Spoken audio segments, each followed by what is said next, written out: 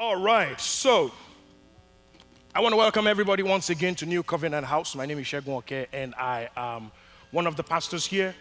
I am privileged to serve in this wonderful church, and I have the privilege of taking us further in today's service. But before I go on, I'd like to pause for the cause of acknowledging and celebrating our leaders in this church, the very honorable Pastor Femi and Pastor Eke Omotayo, who provide for us visionary leadership, extraordinary leadership, leadership by example, leadership by being present, and leadership by association. Can we honor God for our leaders, Pastors Femi and Pastor Eke Omotayo? We thank God for their lives. Pastor Eke, we celebrate you. We love you. Thank you for all that you do. Thank you for obeying God and providing us with vision. And you know, my father will always tell me when there's no vision, the people will perish. But when there are no people, the vision will die. So can you thank God for yourselves as members of this church, on site or online? We are here because of you, and we celebrate God for each and every one. All right, you ready? Ready? I believe that I have a word in my spirit, and it's going to be wicked for the devil up in here this morning. Matter of fact, if the devil knew what to do, he could have killed me last night when he had me throwing up. But the very fact that he allowed me to wake up this morning is because I want to crush his head so bad. And this morning I will invite your intelligent attention to the gospel, to the word of God rather, not the gospel, to the word of God as documented in Romans chapter 8. I will be in verse 37. Romans chapter 8, I will be in verse 37, precisely in the NIV translation of the scriptures this morning. Therein, you will find my thought and my meditation for this Sunday morning. Okay. Even me, I depend on this screen now. All right, let's make it do what it do. Romans chapter 8, verse 37, it reads on this wise. It says, "No, in all these things, we are more than conquerors through him who loved us." When it's nice, you read it twice. No, in all these things, we are more than conquerors through him who loved us. Notice what he did not say. He didn't say when the battle is over. He says in, there's a preposition there. He says in. So which means you don't wait until it gets better before you can put a praise or a shout on it. In the life of Christ, we celebrate even in trouble because we know that through Christ we are more than conquerors. Somebody shout, I am more than a conqueror. So I would like to tag a title on today's text. Now, I teach with the topic, no retreat, no surrender. Help me elbow your neighbor or high five your neighbor, whatever you will. Just tell them, neighbor, oh neighbor, no retreat, no surrender. I want you to look to the other neighbor, elbow them very gently, look at them like you're angry with them and say, neighbor, oh neighbor, no retreat, no surrender. Well, I want you to throw your hands up to God for yourself and declare to yourself, no retreat, no surrender. Father, we thank you. This is your time. Send the word. Let it be very loud and clear until demons tremble, until hell gets nervous, until the principalities and powers of this world know that there is a God in heaven, and that we are children of the Most High God, and that we are more than conquerors. Thank you, Father. In Jesus' name we pray. So, my friends, I don't know if it's just me, but I feel like we're living in very, very uncertain times. And a lot of times I find it hard to rest in today for the fear of tomorrow. I don't know if this is anybody else. I can speak for me. Sometimes I find it hard to rest today for fear of tomorrow. And seated here, I can see your faces. You all look very intelligent and look like strategic thinkers. So I know that there are some of you like me who think strategically. And when I think about my life, Pastor Ike, when I think about every aspect of my life, and I think about the challenges thereof, I must admit to you, Pastor Ike, I have a solution for every problem that I have in my life. I have a solution, every last one of them, and they're very simple. But it bothers me because I know that God created me with my strategic thinking mind. And so if I can create simple solutions to my problems, I wonder why it takes God a long time to figure out some of these simple things, because when I think about them, I can solve them real quick. And I know that God can even solve them quicker. And so every now and again, I'll be talking to God and say, Lord, you can fix this. In my own little mind, I even have a solution for you. And during the week, as I was taking a walk, and I was having those conversations with God again, God paused me for a moment. And God said to me, I'm God. I don't do what's easy.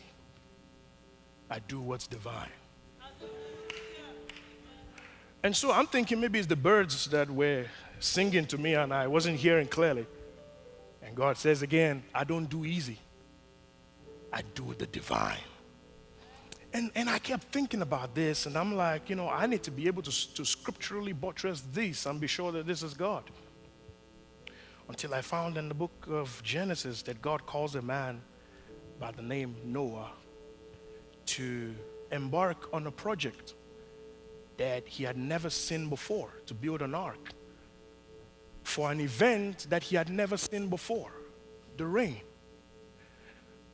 And Noah begins to build an ark, and by the time he's done building the ark, it's a huge structure.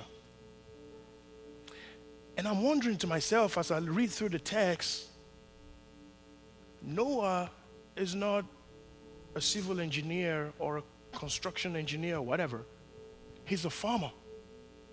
So how does God get a farmer without a blueprint to build an ark for rain that he has not seen? God said to me, I don't do what's easy. I do what's divine. And he took me to another scripture. Here's this man named Abram. He's 75 years old with his wife, about 65. God makes a promise to them that they will have a child. At this time, it was seemingly somewhat possible for them to kick it and still be able to make it do what it do. But God waited for 25 extra years to make this happen. Because God does not do what's easy, my friends. God does what's divine. So God waited until it was medically and clinically impossible for this to happen. But God brought it to pass anyway. I don't know if God has made a promise to you or if there's any promise in the Word of God that you're holding on to. God says I should tell you that He will bring it to pass. And so God will bring it to pass for Abram. But what had happened was God had to disrupt the equilibrium for Abram, because every time God gets ready to elevate us and transform us, He introduces a systemic disruption. And for Abram, the systemic disruption was that his name had to be changed. So God made it so that Abram will bear a name that was different from his current predicament. Because you see, my friends, God does not consult with your past, nor does He confer with your present to conclude on your future. So God already made a plan where Abram's life was concerned about where God was taking him. So God had to make it so that people began to address Abram by a different name, until people called him not by the name of where he was or who he had been, but by where God was taking him. God made it so that even his enemies had no choice but to call him by what God was about to do in his life. And so Abraham begins to bear a name that is inconsistent with his predicament, Because you see, my friends, when God wants to take you to new domain, you cannot approach new domain with expired identity. So God had to work on his identity with respect to where God was taking him. Abraham era had to die for Abraham era to be brought to life. And God says I should tell to about 20 people, a new era is about to dawn in your life. You don't have to believe me, but surely as God lives, you are entering into a new season. Somebody shout amen. And my friends, the life of Abraham pretty much just tells us that every now and again, God is more concerned about the journey of our lives than even more so sometimes the destination. And so we begin to look at the life of Abraham, and God begins to work with him.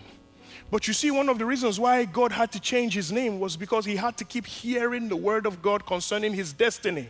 And Romans chapter 10 and verse 17 puts it this way: faith cometh by and hearing by the word of God. And you see, for where God was taking Abraham, he needed an infrastructure called faith. Because without faith, it is impossible to please God. So Habakkuk chapter 2 and verse 4 tells us that the just shall live by faith. So Abraham had to keep hearing it until it would develop faith on the inside of him, so he could see himself the way God wanted him to be seen. And so we take a page from the life and the story of Abraham, and what we learn is, for every one of us created by God, there are unique set of characteristics and properties and features, whatever you call them, that make us unique. And every one of us, by God, has a unique identity. And you see, we're living in times where if you're not very careful, there is a temptation to build your identity on the roles you play, the skills you have, the responsibilities you have to carry out on a daily basis, your outward pulchritude, your beauty, your everything, and your accomplishments, your money. But the problem with those things is they are transient. They're ephemeral. They're never stable. And you and I perhaps have been guilty of building our identity on things that are transient, and every now and again we deal with the feeling of inferiority and insecurity because we've built our identity on something that's transient. And so, my friends, our identity has to be built on something that is more solid. Our identity has to predate us, because Paul tells us in chapter 1 verse 4 in the book of Ephesians, he says, we have been chosen in him before the foundations of the world. So which means before the world began, Pastor Femi, God already had a plan for my life. So which means no joker is allowed to define, dictate, or determine my destiny who was not in the conversation. Let me take you back to the conversation. It's in Genesis chapter 1, verse 26 and 27. If you can help us, otherwise I can read it. It says, and God said, let's make man in our own image, after our likeness, that they may have dominion over the fish of the sea. Okay, very good. And over the fowl of the air, and over cattle, and over all the earth, and over every creeping thing that creepeth upon the earth. Verse 27. So God created man in his own image. In the image of God created he him, male and female created he them. If you go back to verse 26, please. I want to call out something. It said, and God said, let us. Notice the word, us. God was speaking to himself in the Godhead, Father, Son, and the Holy Spirit were in that conversation. My friends, anybody other than the Father, the Son, or the Spirit, again, has no right to dictate or determine the direction or the trajectory of your life, because they were not anybody who was not in this conversation. Tell them, shut up. Matter of fact, every now and again when the devil begins to speak to you, you got to learn how to tell the devil, shut up. And so, this is where we get our identity from who God created us and made us to be. So God determined our identity. And in God's plan for our lives, we have to see ourselves from the perspective of his origin and original creation. And let me tell you something, my friends. Society will question or confuse your identity if you allow society. That's all I'm going to say about that. We're living in times where there are some people that I identified as something, and overnight they identify as something else, because society will define your identity. And matter of fact, society will question your identity. Pastor, you can remember Luke chapter 4 verse 4, Matthew 4:4, Luke 4:4. The devil came to Jesus and says, if you are the Son of God, command the stones to be made bread. And Jesus said unto him, it is written, man shall not live by bread alone. Even Jesus had his identity questioned. So who are you?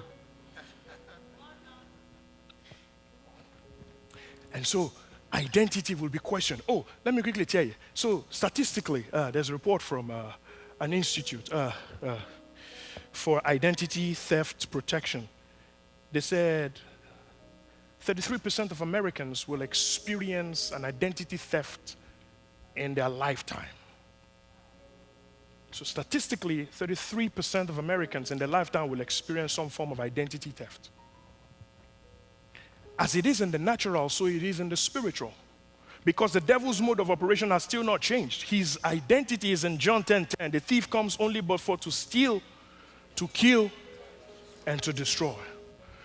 But you know the thing about identity in the wrong hands? When right identity gets in the wrong hands, it becomes a tool for colossal damage.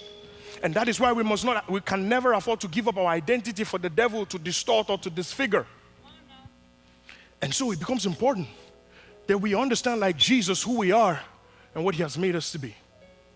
And so, my friends, this becomes interesting because over the last couple of weeks, we've been looking at who we are in Christ. PF started off by telling us that we are a new creation in Christ. He went ahead and told us that we are joint heirs with Christ. Last week, Pastor Dami told us that we are God's masterpiece.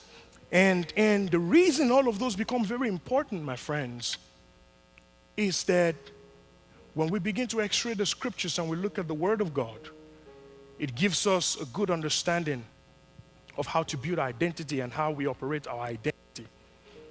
And so, my friends, this morning I read for you in Romans chapter 8, round about verse 37.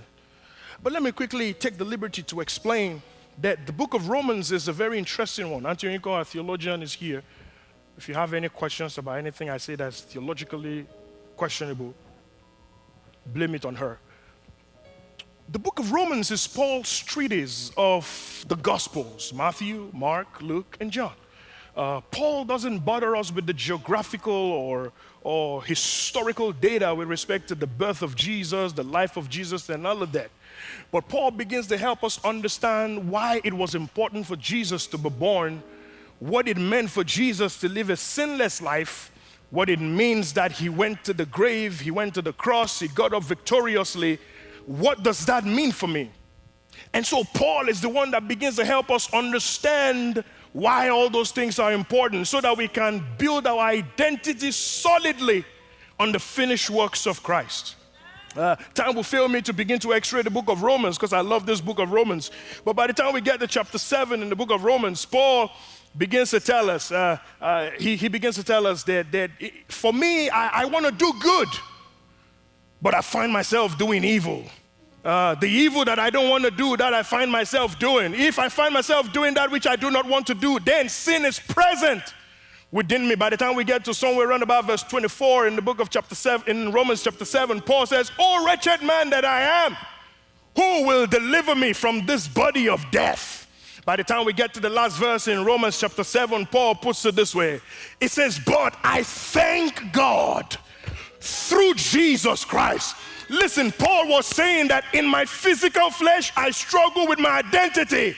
Because when I want to do good, I do bad. When I want to do bad, I do worse. But Paul is saying, I feel wretched because of my body of sin. But he said, listen, I can thank God for something.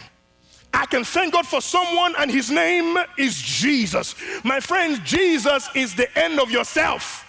When you come to the end of yourself and you find Jesus, you are in a place where you can say like Paul, I can be more than a conqueror.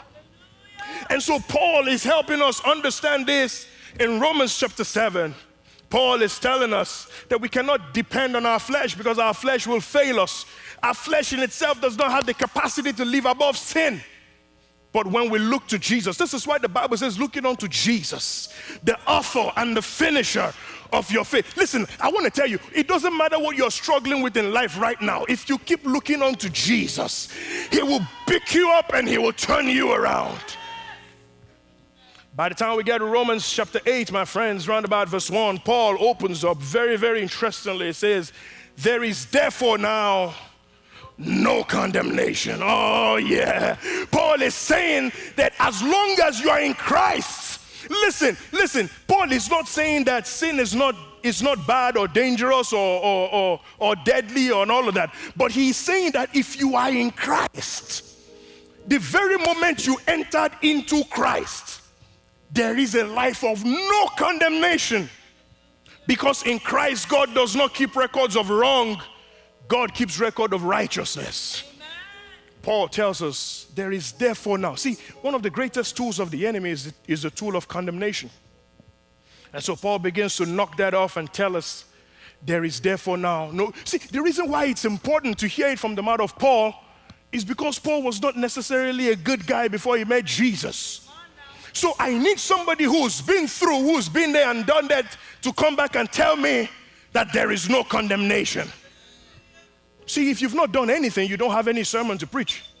But when you've been through and you can tell that I've been to hell and I've come back, then your message is valid, because we know that the God who saved you is the same God who saves us. Amen. Paul says, there is therefore now no condemnation. As we begin to move, we get to somewhere around about verse 18 in Romans chapter 8, and he begins to tell us something like this. It says that there's no comparison between the present hard times. Thank you very much. Let's have the Message translation. Oh, yes, let's read. Because we're in church, so we have to read the Word of God, right? So let's read. It says, that's why I don't think there's any comparison between the present hard times and the coming good times. Let's stop there. Did you read that?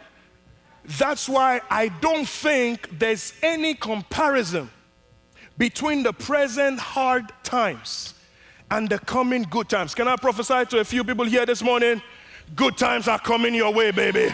I don't care how hard it's been for you up until now. Welcome to the good life. Can you help me high five 3 people and tell them welcome to the good life? Oh yeah, good life is coming your way. Good life is your portion. God has good waiting in store for you. One more time, can you shout welcome to the good life?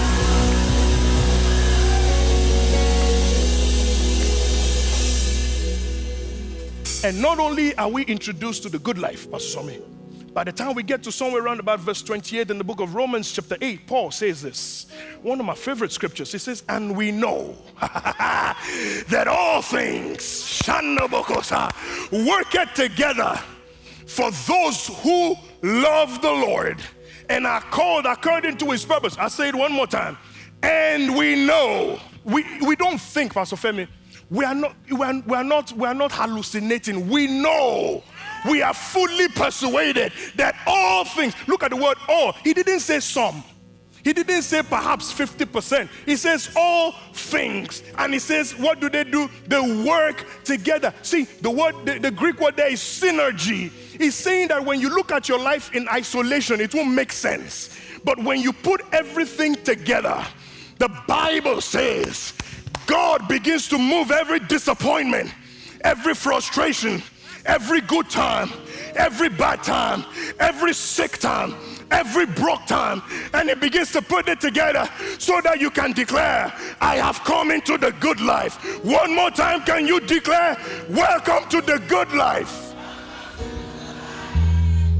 Paul says all things work together for good to them who love the Lord. And so we now get to verse 37, my text on today. Paul says, no, in all these things, we are more than conquerors. See, Paul did not say we are conquerors. If he said we are conquerors, that's fine. That's a win situation. But he says we are more than conquerors. And that messed up my mind a little bit, because I'm wondering, when I'm a conqueror, what is there to be more about? But Pastor Tosin, you must understand that the times this Paul was writing about, the olden times, when nations go to war, and we talk about conquering or winning, let's just use another synonym, let's say win. To win was not like what happened when Arsenal beats Manchester United, right? And Pastor Somi is crying and I'm laughing. It has a feel-good feeling when I can text him and say, ha, ha, ha. Because I can be petty like that. It's not about that feel-good factor. When you win in the days of the Bible, it means you have an opportunity to live again. It means that your head has not been taken off. So in the days of the Bible, to conquer was much more than a good feeling of winning. It meant that as a king, you have not been captured by your opponents. It means that as a warrior, you've not been killed. So it bears much more than the joy and fun that we have when our favorite team, or whenever our favorite sports team gets to win a match. So when Paul is saying we are more than a conqueror, it has the connotation of someone who's gone to battle and come back victorious.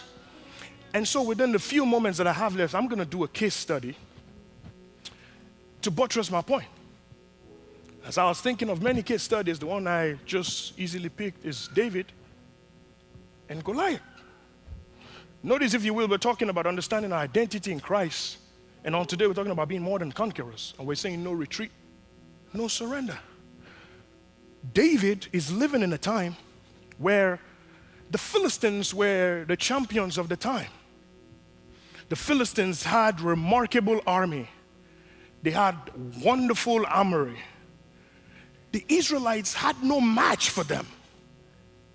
But you see, there's something the children of Israel had that the Philistines did not have. They had experience and relationship with God. My friends, never joke around with somebody who has a relationship with God. See, when God brought them out of the land of Egypt and brought them through the Red Sea on dry ground, it was a statement to them that I will protect you and I will fight for you. And so the Philistines were their enemies for a long time. And it came to a time where the Philistines were calling them out. The battle line was drawn. And there was a warrior. His name was Goliath. We're told that he's 9 feet tall.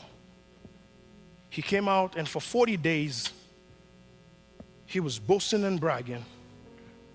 And he was willing to get in a fight. Because remember, like I said, in those days, to get into a fight and to come out was an opportunity to live again. So Goliath was saying, I need somebody not to live again. And the children of Israel were terrified, horrified, petrified, whatever defied. And here comes David. Every other person was afraid. And as I begin to hurry to a close, Pastor Somi, when you read that text, right, I think David is at a disadvantage. Saul thinks David is at a disadvantage, right? The brothers of David think David is at a disadvantage. Matter of fact, the only person who didn't think he was at a disadvantage was David. Because there was something that David knew. Let me quickly talk about that. See, when God was marking the children of Israel as his own, back to their forefather Abraham, there was a sign of covenant with forefather Abraham. It was a seal of circumcision. So whenever David looked below his belt, he saw a scar that reminded him that I have a covenant with God. I didn't go through this pain in vain. And I want to tell somebody here this morning, you've not been through that pain in vain. The reason you have that scar is a reminder that if God brought me through this, he'll bring me through that. Every other Israelite forgot about the scar. But David I perceive he was looking at himself like, I can see the scar. I've been circumcised and I know what this means. It means that God is fighting for me. And so while everybody thinks David is at a disadvantage, David thinks I'm not at a disadvantage. I'm going to fight this guy. But you see, my friends, reading after this gentleman called Malcolm Gladwell suggests that perhaps Goliath was not as advantaged as we thought, because much of what we attribute as his advantage was his size. And medical experts have suggested that perhaps Goliath had a medical condition called acromegaly, which is a benign tumor found on the pituitary gland that makes the pituitary gland to produce excess amount of HGH, which is the human growth hormone, which causes excessive growth in individuals who have that disease. In modern day history, the tallest man ever to live was about 8 feet 11, Robert Wadlow. He's attributed to having acromegaly.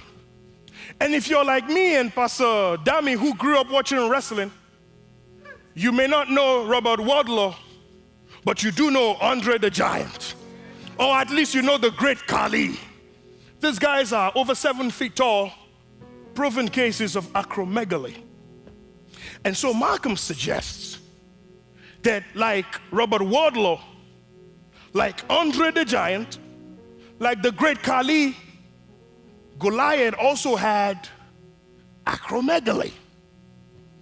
And one of the common effects of acromegaly was vision problems.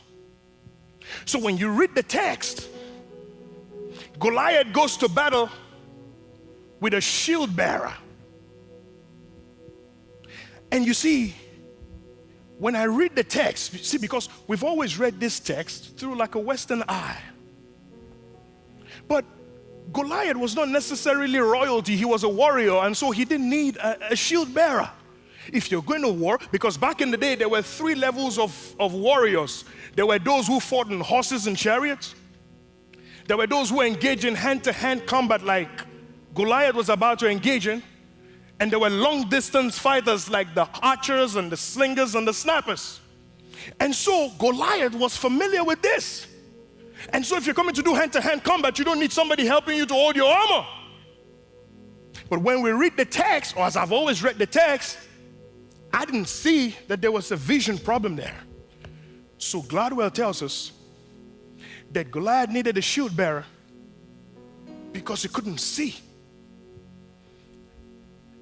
And with all of the story, you never find that Goliath tries to duck or maneuver or defend himself.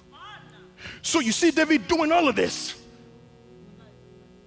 And you stand there like the Rock of Ages. Sorry.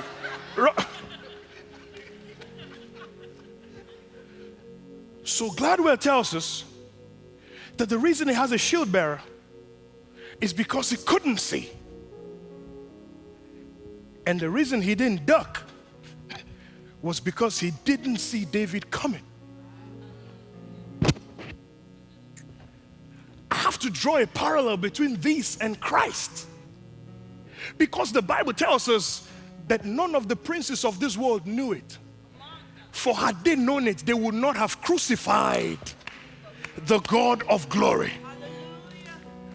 The devil didn't see Jesus coming. On Friday when they hung him high and they stretched him wide, the devil started popping in champagne bottles too early. And the devil thought it was over. But you see, in Christ, it's never over until God says so. And so what happens is, to be more than a conqueror, there are 2 words that I need you to keep in mind. One is representation, and the second one is identification.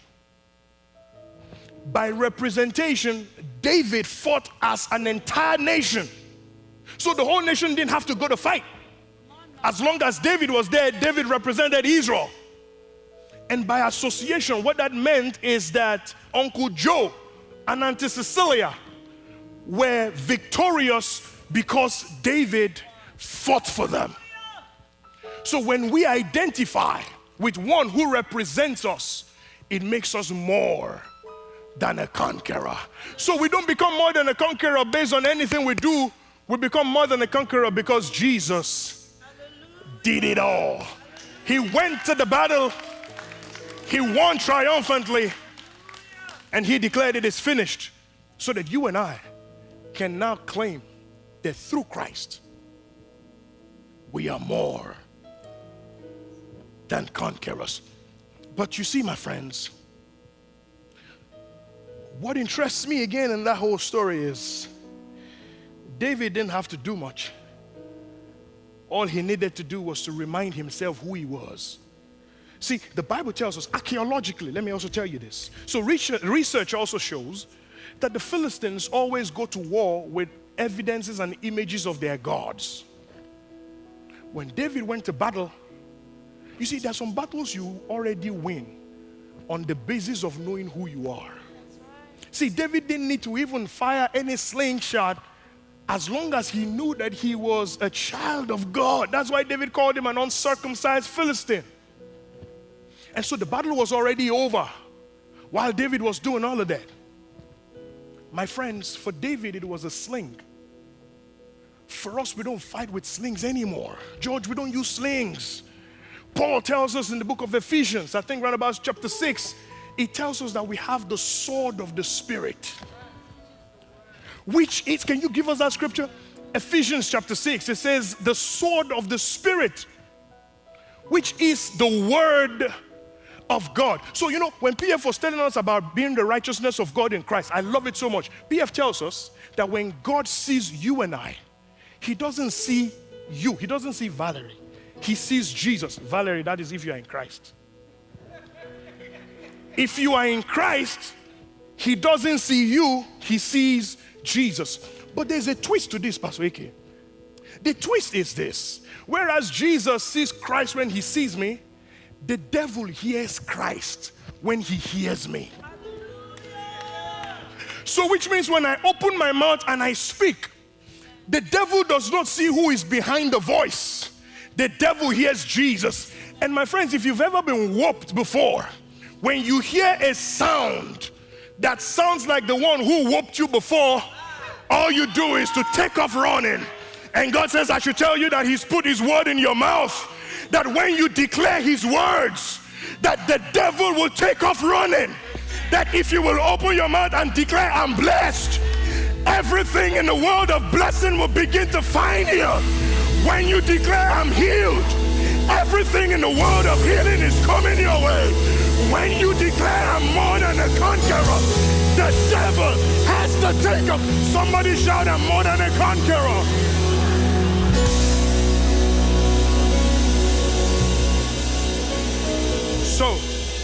So we don't have a sling. We have a sword. And as I begin to wrap it up this morning, I came to tell NCH 2 words. Swing it. I came to tell NCH this morning, you have a sword. It's time to swing it. Swing it until demons tremble. Swing it until hell gets nervous. Swing it until God opens up a door for you. When you get back home, swing your sword. Open up your mouth and declare the words of God and tell the devil, never again. Open up your mouth and swing your sword. Swing it.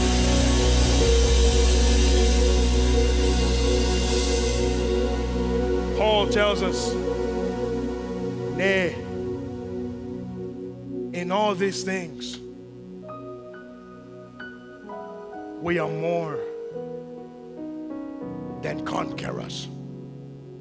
He tells us that God has put his words in our mouth. And it's equivalent to a sword in the spirit. And when we speak, the devil doesn't hear us. He hears Jesus. And so when you look at yourself and you wonder who you are, you can declare, I am more than a conqueror. And when you look at the life of David, he didn't retreat from Goliath. The Bible says he ran towards the giant, which is why I rose up this morning to tell you, no retreat, no surrender. Let me tell you what the sound of victory looks like. It sounds like Jesus in the middle of the sea, and the storm was raging. And Jesus got up and Jesus said, peace, be still. The sound of victory sounds like when somebody came to Jesus and the daughter was grievously vexed with the devil. All Jesus needed to do was to rebuke the devil. Because by virtue of your righteousness in Christ, the devil doesn't hear you. He hears Jesus. So you have to make a conscious decision from today that my words will line up with the words of Christ. That anything that doesn't line up with what God said will not come out of my mouth. And you must be convinced that when you say it, heaven will back you up. Because the universe has been programmed to listen to every word that comes out of your mouth as a child of God. That just like Abraham, when you keep saying the word long enough, it will shape your reality till your reality lines up with what God has said about you. And I came to tell you that the devil doesn't have the final say. That when it's all said and done, our God sits high and looks low. That our God is the monarch of the universe. That our God controls time. That our God is in charge and He's in control. And He made me come by here to tell you, you are more than a conqueror. So when you live here today, you must live with conviction and assurance that you have the victory in Christ. That by representation, Jesus went to the cross for you. By identification, everything He did is now bequeathed unto you. And so when the devil comes against you tomorrow, you can boldly declare to the devil, devil, back off. No retreat. My name is Shags, and I approve this message.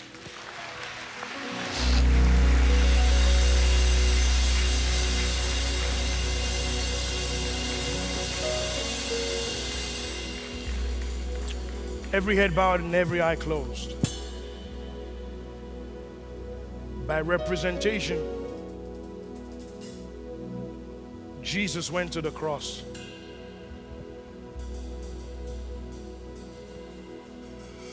By identification, everything that Jesus did is accounted unto us. We started a series by reminding us that in Christ, we are a new creation. We were reminded that we are joint heirs with God. We're reminded that we are God's masterpiece. That there is an aspect of your life that was created and purposely crafted by God so you can express Him to the world. Which means that there are certain things about God that the world will not know except through you. Which is why you must never try to be like somebody else. You have to remain the original that God has made you. But the realization of all of this takes us back to the fact that we must identify with the one who finished the work. And so if you're here on today and you've not met Jesus, if you're here today, you've not identified with the finished work of Calvary, if you're here and you've not accepted Jesus as your Lord and Savior, this morning I present to you Jesus, the Son of God. I present to you Jesus, the monarch of the universe. I present to you Jesus, the friend of the wounded heart. I present Jesus to you, the lily of the valley, the bright and morning star. I present to you the one who sticks closer than a brother.